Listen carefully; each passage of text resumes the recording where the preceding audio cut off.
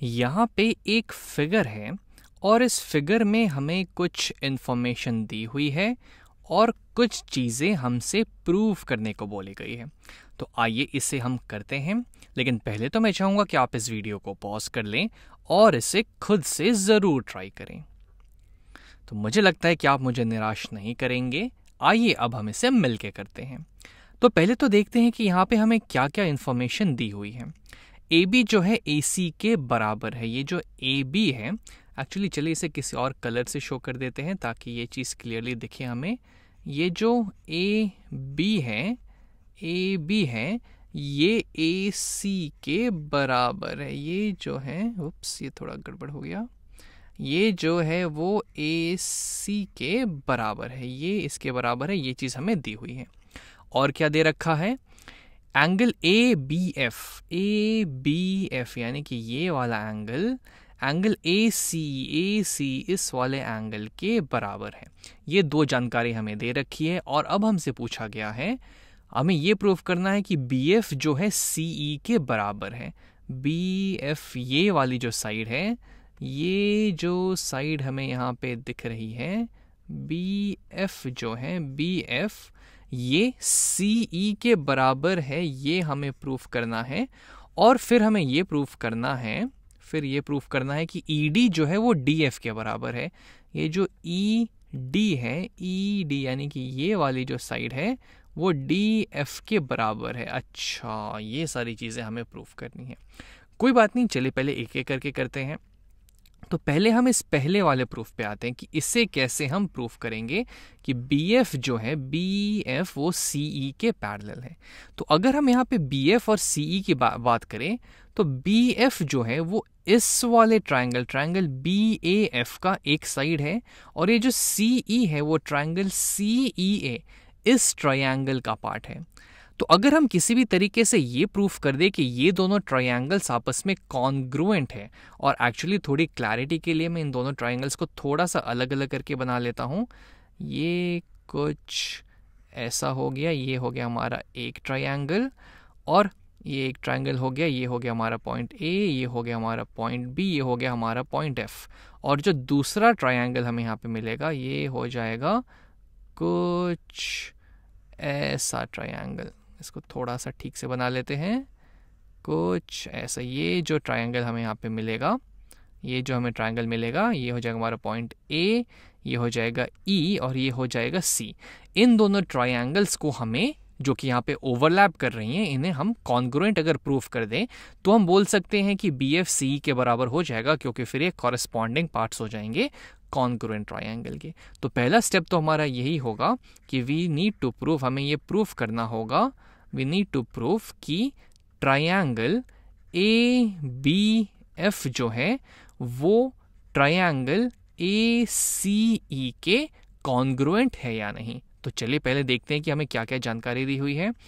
तो यहाँ देख के हम बोल सकते हैं कि ये दोनों एंगल्स इक्वल हैं। ये चीज़ हमें दी हुई है, यानी कि एंगल, इस ट्रायंगल में एंगल एफ बी ए, ये वाला एंगल एफ बी ए कह ले या फिर ए बी एफ कह ले, ये एंगल जो है वो बराबर है एंगल ई सी ए के, एंगल ई सी ए के। ये चीज़ हमें गिवन है, ये चीज़ गिवन है। तो ये तो हो गया इक्वल। उसके अलावा ए बी जो है वो ए सी के बराबर है, ये बात भी हमें दी हुई है। ए बी जो है वो ए सी के बराबर है, ये चीज़ भी हमें गिवन है। और अगर दोनों ट्रायंगल की बात की जाए तो ये वाला जो यहाँ पे एंगल है, ये एंगल दोनों में ही कॉमन है, ये दोनों ही ट्रायंगल का पार्ट है। तो ये तो दोनों में कॉमन ही हो गया, तो उसे तो इक्वल होना ही पड़ेगा। यानी कि अगर इस ट्रायंगल ए बी एफ के टर्म्स में बात की जाए तो एंगल बी ए एफ वो बराबर है एंगल सी ए ई के, एंगल सी ए ई के, क्योंकि दोनों एंगल्स के थ्रू हम सेम एंगल की ही बात कर रहे हैं। ये हम लिख देंगे क्योंकि वो कॉमन एंगल है जो कि दोनों ट्रायंगल्स का पार्ट है।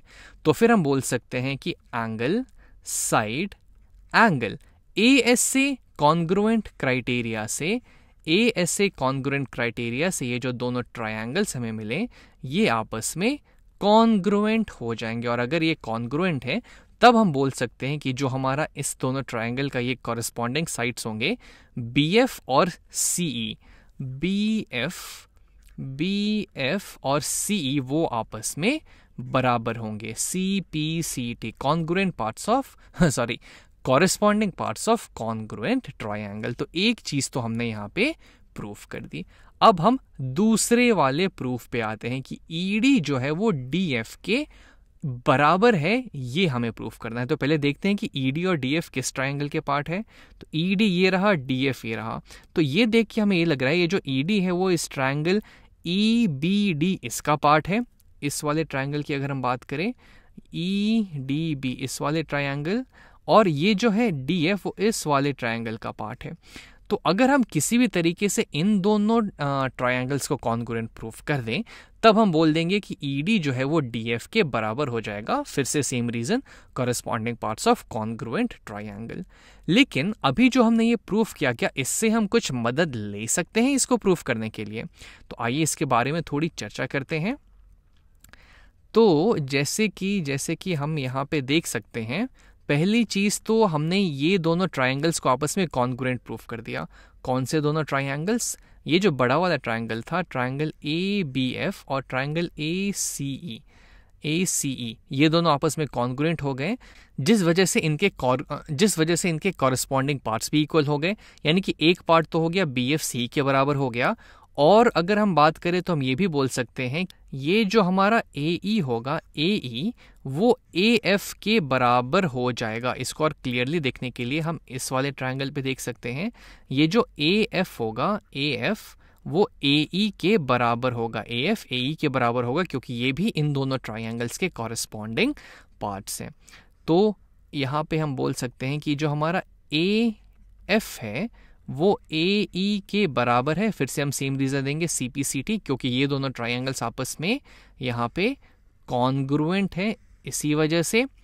अब ये बराबर है और साथ ही साथ ये हमें दिया हुआ था कि AB जो है वो AC के बराबर है। AC ये AB के बराबर हो गया। AC जो है ये AB के बराबर है, ये हमें गिवन था यहाँ पे। तो एक काम करते हैं, ये मान लीजिए हमारा इक्वेशन 2 हो गया, ये हमारा इक्वेशन 1 हो गया। तो अगर हम इक्वेशन 2 में से इक्वेशन 1 को घटाएंगे तो हमें क्या मिलेगा? यानी कि AC माइनस AF करेंगे तो वो जो है वो AB माइनस AE के बराबर होगा। AC माइनस AF है क्या? AC माइनस AF, इस पूरी साइड में से हम AF घटाएंगे तो हमें FC मिल जाएगा। FC ये बराबर हो जाएगा AB माइनस AE, यानी कि BE के बराबर। ये चीज हमें यहाँ पे मिल गई कि ये जो BE है, BE ये जो पार्ट है वो FC के बराबर हो गया। ये बात हमें पता चल गई। इसके अलावा एक चीज तो ये हो गई। अब अगर हम यहाँ पे बात करें, इसे मान लेते हैं इक्वेशन 3। अब अगर यहाँ पे हम बात करें ट्रायंगल EDB और ट्रायंगल FDC की, इस ट्रायंगल और इस ट्रायंगल की, तो एक चीज तो हमें पता चल गया कि जो BE है वो FC के बराबर है। इस इक्वेशन नंबर 3 में हमने प्रूफ कर दिया था। साथ ही साथ ये हमें दिया हुआ है कि एंगल EBD वो एंगल FCD के बराबर है। ये चीज हमें गिवन है कि ये जो एंगल है, एंगल EBD ये FCD के बराबर है। और तीसरी चीज हम बोल सकते हैं कि ये जो एंगल यहाँ पे होगी FDC वो EDB के बराबर होगी, क्योंकि ये दोनों वर्टिकली ऑपोजिट एंगल्स हैं। यानी कि एंगल EDB ये एंगल FDC के बराबर होगी, वर्टिकली ऑपोजिट एंगल्स। तो अब हमारे पास यहाँ पे क्या हमें मिल गया? अब हम यहाँ पे इसको देख के बोल सकते हैं कि साइड एंगल AAS